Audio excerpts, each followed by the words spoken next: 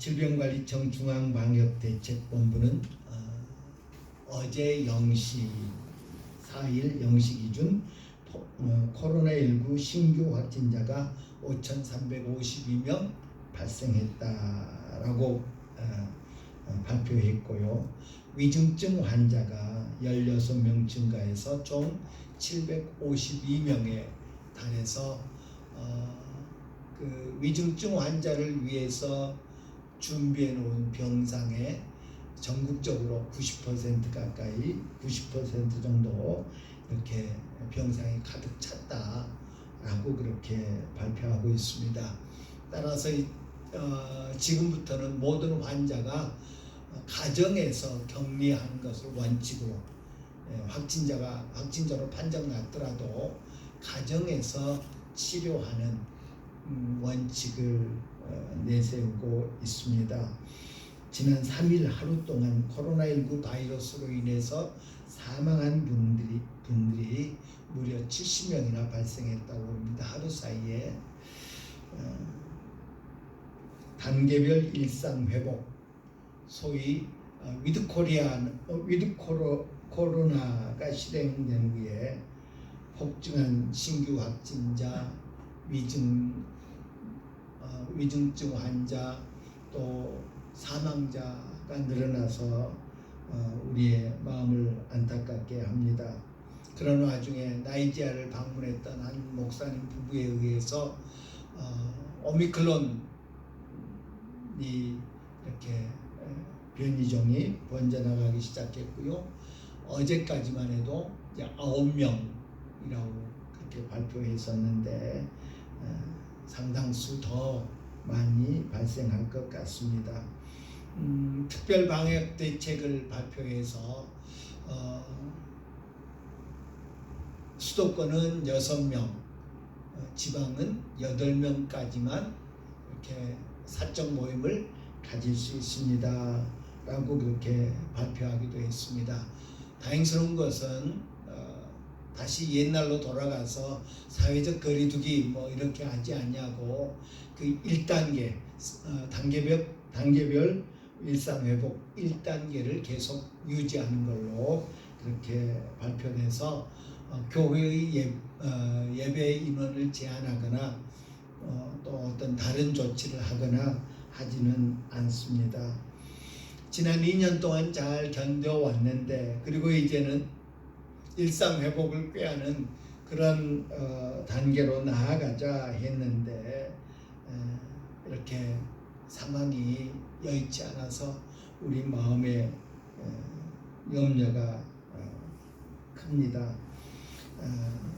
지난 2년 동안 우리 자신을 한번 돌아보면 늘 걱정 속에서 살고 늘 불안하게 살고 그렇게 살아왔다고 말할 수 있을 것입니다. 그럼에도 불구하고 우리가 잊지 않아야 될 것은 우리가 그리스도인으로서 하나님의 자녀로서 무엇을 염려하고 살아야 될 것인가 하는 것입니다. 코로나19 어디서 감염되고 몇 명이 감염되고 또 뭐 어떤 현상이 벌어지고 뭐 어떤 변이 바이러스가 생겨나고 하는 것들 늘 우리의 관심사고 늘 그것을 염려하고 했습니다마는 정작 우리가 염려해야 될 것을 염려하지 않은 것은 아닌가. 우리 신앙이, 우리 믿음이, 우리 신앙생활이, 우리 교회생활이 바르게 행해지고 있는가에 대해서 우리가 얼마나 관심을 가졌는가 생각해 봅니다. 예수는 제자들에게 그렇게 말씀하셨죠. 사람이 만일 온 천하를 얻고도 제 목숨을 잃으면 무엇이 유익하리요? 사람이 무엇을 주고 제 목숨과 바꾸겠느냐?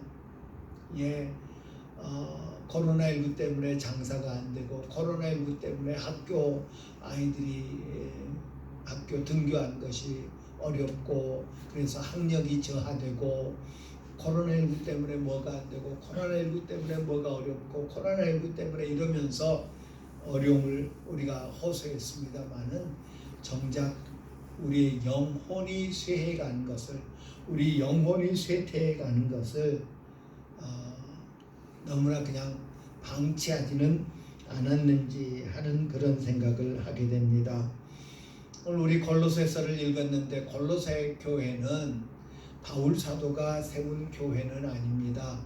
바울이 에베소에서 3년을 머물면서 이렇게 사역할 때에 거기서 예수를 바울 사도의 전도에 의해서 예수를 믿게 된 회심하게 된 에바브라라고 하는 사람이 고향 골로새로 돌아가서 골로새 사람들에게 복음을 전하고 세워진 교회가 골로새 교회입니다. 따라서 바울 사도가 로마에 있는 성도들에게 편지했던 것처럼 이 골로새 교회의 로마 감옥에 갇혀 있으면서 편지했는데 그들을 잘 알지 못하는 그런 관계였습니다. 개인적으로 사적으로 이렇게 잘 알지 못하는 그런 관계였습니다. 그럼에도 불구하고 골로새는 유대인들의 율법주의, 헬라인들의 금욕주의 혹은 신비주의, 철학, 종교 이런 것들에 둘러싸여서 혼란을 겪고 있었습니다.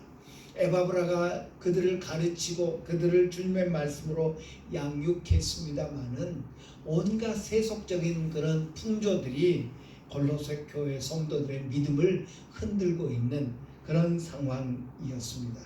그래서 바울 사도는 골로새 교회에 편지하면서 그리스도가 어떤 분인지, 예수가 누구인지, 예수 믿는 것이 무엇을 의미하는지를 이야기합니다.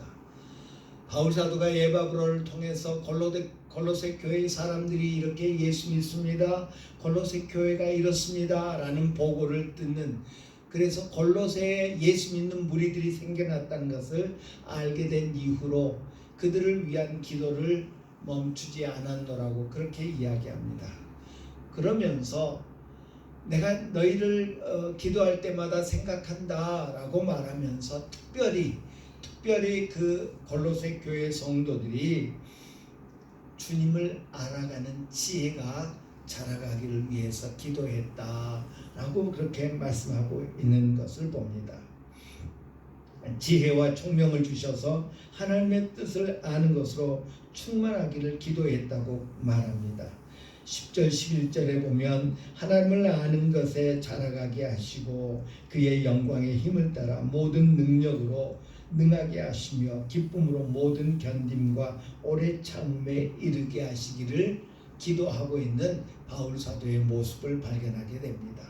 하나님을 아는 지식이 자라가면 모든 능력으로 능하게 된다, 담대하게 된다, 기쁨으로 또 모든 환난들을, 모든 역경들을 견디며 이겨낼 수 있게 된다. 하나님을 아는 지식, 우리 주님을 아는 지식이 그만큼 중요하다라는 것입니다. 우리 코로나19의 어려움 속에 있는 우리에게도 꼭 필요한 메시지가 아닌가, 기도 제목이 아닌가 생각합니다. 우리 주님을 알면 알수록 더 주님을 신뢰하게 되고요, 주님을 신뢰하면 신뢰할수록 우리 세상을 향해서 담대하게 된다라는 것입니다. 다니엘 선지자는 다니엘서 11장에서 오직 자기의 하나님을 아는 백성은 강하여 용맹을 떨치리라 라고 그렇게 말씀하고 있는 것을 봅니다. 하나님을 아는 백성은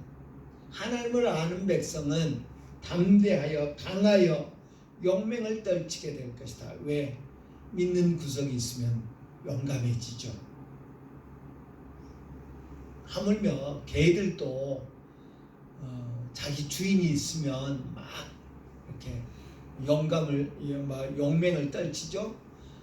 그러나 주인이 없으면 꼬리를 내리고 자기 집으로 얼른 도망가지요. 예. 하나님을 아는 지식이 얼마나 우리에게 필요한가. 오늘 우리는 하나님을 알려고 하는 그런 수고와 노력을 기울이고 있는가 생각해 봅니다. 우리는 하나님을 알고 있습니까? 예, 압니다 라고 대답한다면 얼마나 깊이 알고 있습니까? 라는 질문을 하고 싶습니다. 아니요, 잘 모릅니다 라고 대답한다면, 그렇다면 하나님을, 우리 주님을 알려고 얼마나 힘쓰고 있는가 라고 질문하고 싶습니다. 나이가 들면 알려는 노력을 그치기 쉽습니다. 무언가를 배우기를 멈추려고 합니다. 그래서 새롭게 알게 된 것보다는 알았던 것을 잊어버리는 것이 점점 더 많아지게 됩니다. 그런데 건강한 노후를 보내는 사람들의 특징은 계속해서 무언가를 배우려고 하는 사람들이다라는 것입니다. 배우기를 부끄러워하지 맙시다. 손자 손녀들에게 할아버지한테, 할머니한테 이것 좀 가르쳐 주라 라고 말하기를 부끄러워하지 맙시다. 가르쳐 달라고, 누군가에게 가르쳐 달라고 말하는 것은 결코 부끄러운 일이 아닙니다. 더 부끄러운 일은 배우기를 멈춰버리는 것이 부끄러운 일이다라는 것입니다. 여러 가지 기기들이 우리 주변에 막 생겨납니다. 휴대폰에 어플들이 막 개발됩니다. 휴대폰을 더 효과적으로 사용하기를 배우는 법을 멈추지 맙시다. 뭔가 새로운 것을 배우려고 하는, 새로운 것을 알아가려고 하는 그런 노력을 멈추지 말자는 것입니다. 마찬가지입니다. 주님을 모르는 것은 부끄러운 일이 아닙니다. 그러나 주님을 알기를 멈추는 것은 부끄러운 일입니다. 내가 믿는 주님을, 내가 기도하는 대상인 주님을, 내가 예배하는 대상인 주님을 알기를 멈추는 것, 더 깊이 알려고 하지 않는 것, 그거는 부끄러운 일입니다. 주님과 나와의 관계가, 아니 내가 주님을 아는 지식의 정도가 처음 예수님을 믿게 된 그때와 지금이나 차이가 없다면 그거는 부끄러운 일입니다. 사람도 만나고 교제를 하다 보면 더 깊이 알아가게 되는데 하나님과 우리의 관계는 더더욱 그러합니다. 오늘 12월 첫째 주일입니다. 우리는 금년 한 해 새벽 기도에 계속해서 성경 통독의 그 과정을 따라서 일독을 힘써 왔습니다. 성경 일독 하셨습니까? 제대로 따라오지 못했습니까? 정말 부끄러운 일은 포기한다는 것입니다. 다른 사람은 일독을 했다는데 나는 절반밖에 못 읽어서, 다른 사람이 1년에 읽을 건 나는 2년에 읽으면 됩니다. 어떤 사람은 성경 1년에 3독을 했다는데, 다른 사람이 1년에 3번 읽을 때 나는 3년에 한 번 읽어도 괜찮습니다. 그런데 부끄러운 것은 성경 통독을, 성경 읽기를 포기하는 것이라는 것입니다. 내가 믿는 하나님을 알기를 포기하는 것, 내가 기도하는 우리 주님을 알기를 포기하는 것, 그건 결코 주님을 믿는 성도가 하여야 할 일이 아니다라는 것입니다. 누군가를 안다는 것은 그 사람의 됨됨이를 아는 것을 의미합니다. 그 사람이 좋아하는 게 뭔가, 싫어하는 게 뭔가, 그 사람의 성품은 어떤가, 그 사람은 성격이 급한 사람인가, 느긋한 사람인가 등등 그 사람의 됨됨이를 아는 것을 의미합니다. 또 하나는 그 사람이 뭘 하는가 하는 것을 아는 것입니다. 바울 사도는 골로새 교회에 편지하면서 예수님을 소개합니다. 자기가 직접 가르치지 않았기 때문에, 그리고 주변에 많은 사람들이 골로새 교회 성도들을 헷갈리게 하는 그런 이단 사설들을 주장하고 있기 때문에 골로새 성도들에게 예수는 이런 분입니다. 예수 믿는 믿음에서 떠나지 마십시오 라는 것을 알려주기 위해서 예수님을 소개합니다. 그러면서 15절에 보면 그가 15절 이하에서 그가 누구신가 하는 것을 소개합니다. 15절에 의하면 그는 보이지 않냐는 하나님의 형상이시다 라고 했습니다. 그는 보이지 않는 하나님의 이미지입니다. 예수님은 하나님을 보여주는 가시적인 하나님이시라는 말입니다. 빌립이라고 하는 제자가 예수님께 나와 이렇게 간청합니다. 주여 아버지를 우리에게 보여주옵소서. 그리하면 족하겠나이다 라고 요한복음 14장에 보면 빌립이 요청했음을 이야기합니다. 그때 예수님은 대답합니다. 빌립아, 내가 이렇게 오래 너희와 함께 있으되 내가 나를 알지 못하느냐? 나를 본 자는 아버지를 보았거늘 어찌하여 아버지를 보이라 하느냐? 라고 말씀하셨습니다. 그렇습니다. 예수님은 보이지 않는 하나님을 볼 수 있도록 인간의 몸으로 입고 오신 하나님이십니다. 하나님의 형상, 하나님의 이미지입니다. 따라서 예수님을 만난 사람은 하나님을 만난 것입니다. 예수님을 본 사람은 하나님을 본 것이 됩니다. 또한 15절에 보면 예수님을 모든 피조물보다 먼저 나시니 라고 하였고 17절에서는 그가 만물보다 먼저 계셨다라고 말합니다. 그의 기원은 창조 이전입니다. 모든 것의 이전입니다. 그는 영원전부터 계시고 영원까지 계시는 알파와 오메가가 되시는 분이십니다.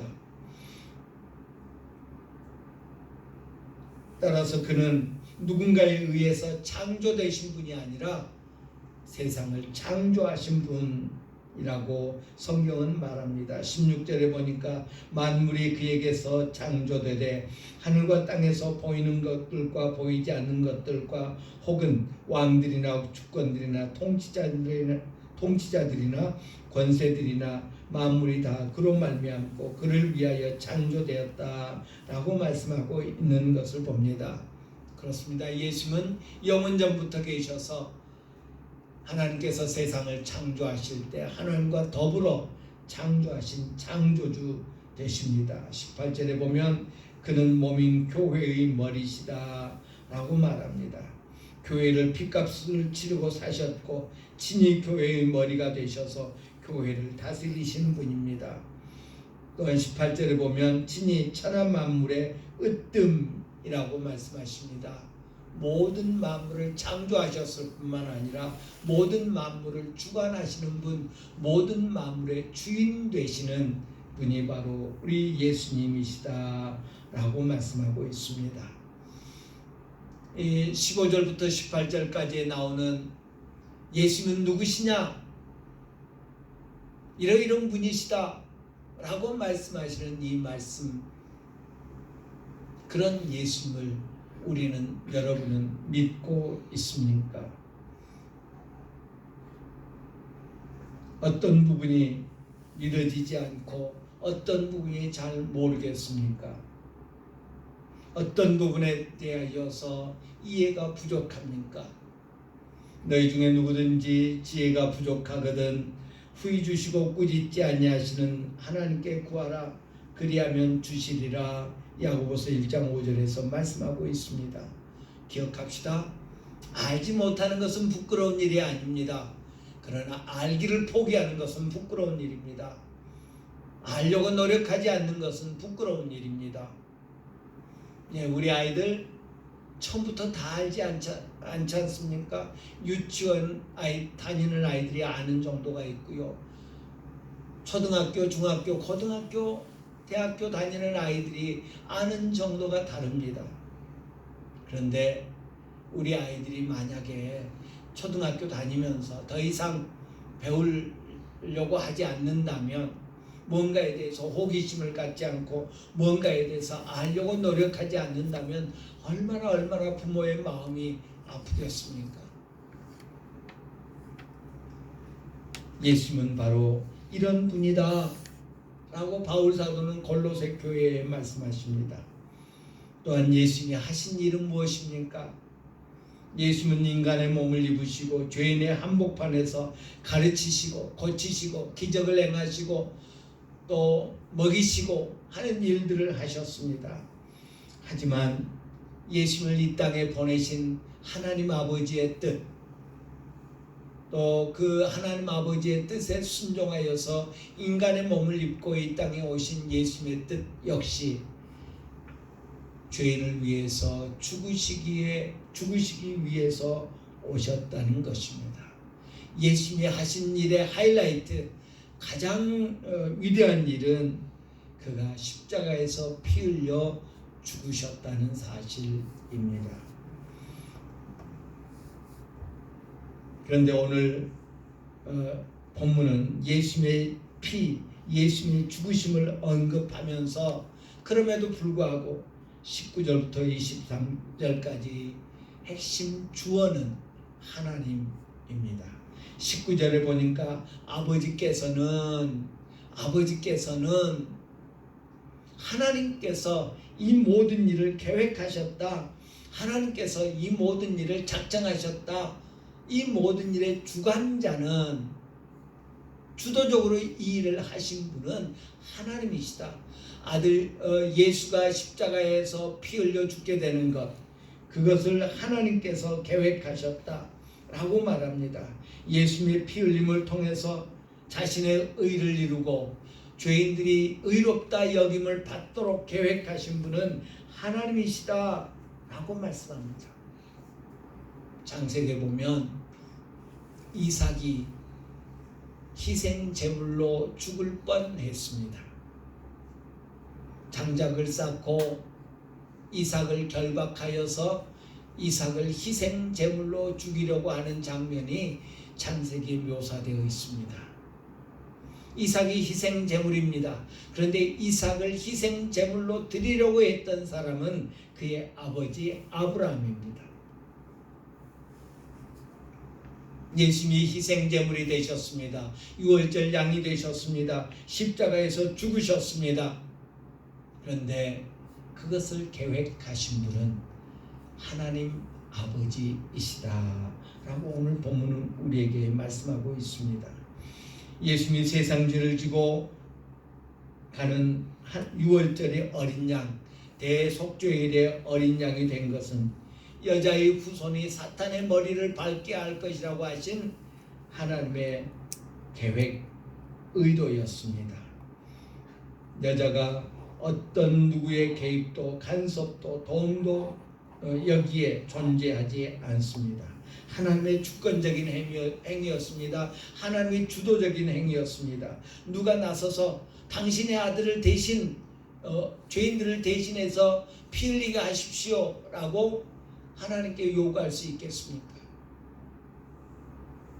누가 나서서 하나님의 아들 예수를 죽일 계획을 세울 수 있겠습니까? 하나님의 아들 예수의 십자가는, 그의 피는 하나님의 계획이요 하나님의 약속의 실천이었습니다. 따라서 예수님의 죽으심은 하나님의 은혜입니다. 사랑의 표현입니다. 그 어떤 누구가 개입하여서, 그 어떤 누구가 조언을 해서, 그 어떤 누구가 설계를 해서 이런 일을 할 수가 없었다는 것입니다.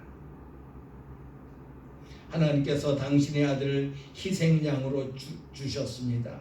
십자가에 못 박혀 피 흘려 죽게 하셨습니다. 왜? 무엇을 위해서요? 우리 성경 3면에 보면, 3면 아래쪽에 매주마다 쉬운 성경 혹은 바른 성경 혹은 표준 세번역 성경 본문을 이렇게 다른 번역본으로 안내하고 있습니다. 쉬운 성경 20절을 한번 봅시다. 하나님께서는 이 땅에 있는 것이나 하늘에 있는 것이나 모든 만물이 오직 그리스도를 통하여 하나님께 나아올 수 있도록 정해 놓으셨습니다. 그리스도께서 십자가에 흘리신 보혈로 평화의 길을 열어놓은 것입니다 라고 번역합니다. 저는 설교를 준비하면서 이런저런 번역본들을 많이 참조합니다. 쉬운 성경의 이 번역을 읽으면서 한참 동안을 설교를 작성하는 것을 멈출 수밖에 없었습니다. 읽고 또 읽고 또 읽었습니다. 하나님께서는 이 땅에 있는 것이나 하늘에 있는 것이나 모든 만물이 오직 그리스도를 통하여 하나님께 나아올 수 있도록 정해 놓으셨습니다. 그리스도께서 십자가에서 흘리신 보혈로 평화의 길을 열어 놓으신 것입니다. 예수님께서 내가 곧 길이다.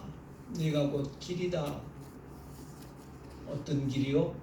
하나님께서 정해 놓으신 길, 하나님께서 열어 놓으신 길이십니다. 그것을 하나님이 하셨습니다. 당신의 아들을 희생양으로 주심으로 말미암아서 하나님께서 길을 열어 놓으셨습니다. 하나님께 나아올 수 있는 길을, 하나님과 평화를 누릴 수 있는, 화평을 누릴 수 있는 길을 하나님께서 정하셨습니다. 하나님께서 열어 놓으셨습니다. 또 22절에 보면 이제 그리스도께서 여러분을 하나님과 친구 사이로 화해시켜 주셨습니다. 여러분을 하나님께로 인도하기 위해 그분은 친히 사람의 몸을 입고 이 땅에 오셔서 십자가에 달려 돌아가셨습니다. 그분은 여러분을 아무 흠도 없고 죄 없는 자로 만들어 하나님 앞에 세워주셨습니다. 20절이 하나님이 계획하시고 행하신 일이라고 한다면 22절은 그 하나님의 뜻에, 하나님의 계획에 순종하여 예수님이 행하신 일을 기록하고 있습니다. 하나님과 우리 사이를 화해시켜 주신 분이 예수님이시다. 우리를 하나님께로 인도하기 위해서 친히 우리와 똑같은 인간의 몸으로 와 주신 분이 예수님이시요, 그리고 급기야 십자가에 달려 돌아가신 분이시다. 그분이 죽음으로 말미암아서, 그분이 피 흘림으로 말미암아서 우리는 아무 흠도 없고 죄 없는 자로 하나님 앞에 설 수 있게 되었다 라고 말합니다.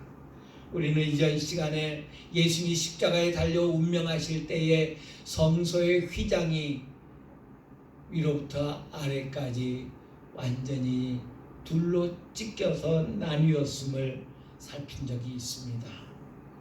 휘장은 왜 있습니까? 하나님이 인간을 배려해서 만든 것이 휘장이었습니다. 범죄한 인간이, 부정한 인간이, 흠투성인 인간이 공의로우신, 의로우신 하나님 앞에 나아가면 죽임을 당합니다. 하나님은 죄를 벌하시고 멸할 수밖에 없기 까닭에 누구든지 하나님 앞에 서면 죽임을 당할 수밖에 없었습니다.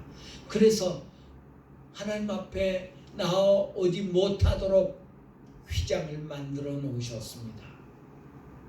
그렇다면 왜 담을 쌓아놓지 휘장을 만들게 하셨느냐? 1년에 한 번 대속죄일에 대제사장이 어린 양의 피, 흠없고 순전한 어린 양의 피를 가지고 지성소로 들어가서 그 피를 뿌림으로 대제사장 자신과 백성의 죄를 용서받도록 하기 위함이었습니다.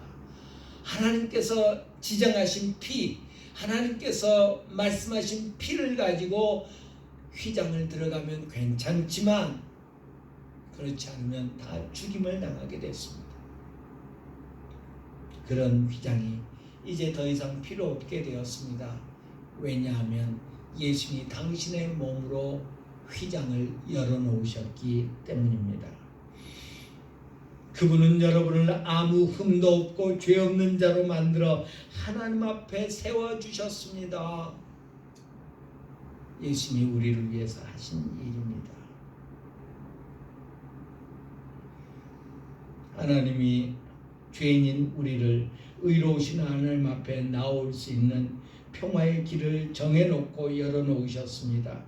그 아들은 죄인의 흠을 없애고 죄를 없애기 위해서 십자가에서 피를 흘리셨습니다. 기꺼이 죽으셨습니다. 자기의 생명을 놓으셨습니다. 아버지의 뜻과 아들의 순종이 만나서 우리의 구원이 이루어지게 되었음을 오늘 본문은 말씀하고 있습니다.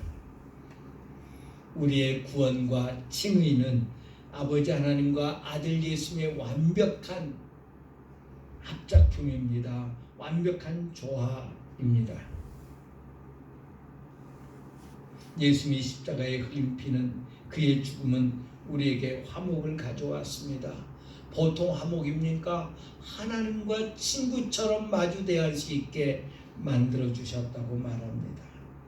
아무 흠도 없고 죄 없는 자로 만들어 하나님 앞에 세워주셨습니다. 이것이 하나님이 하신 일이요, 하나님의 은혜요, 하나님의 사랑의 표현입니다.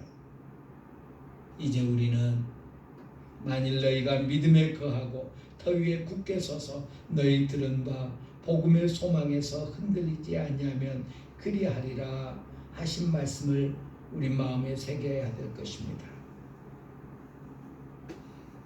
이를 이루시는 분은 하나님이십니다. 하나님이 모든 것을 계획하셨습니다.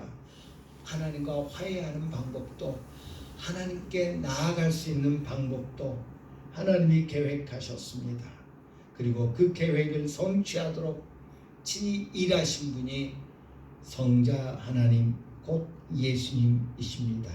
이제 그분은 우리에게 그 길로 나아오라고, 믿음을 가지고 담대히 나아가라고 말씀하십니다. 구약 에스더서에 의하면 하만이라고 하는 사람이 자기에게 절하지 않는, 다른 사람들은 다 굽신거리고 엎드려 절하고 그런 권력자인데 자기에게 절하지 않는 모르드게를 괘씸하게 생각해서 그 수산성에 있는 모든 유대인들을 다 죽일 그런 계획을 세웠습니다. 그리고 날짜를 정하고, 제비 뽑아서 날짜를 정하고 모르드게를 나무에 매달아 죽이려고 장대를 세워놨습니다. 그 사실을 알게 된 모르드게가 왕후가 되어 있는 조카 에스더에게 알립니다.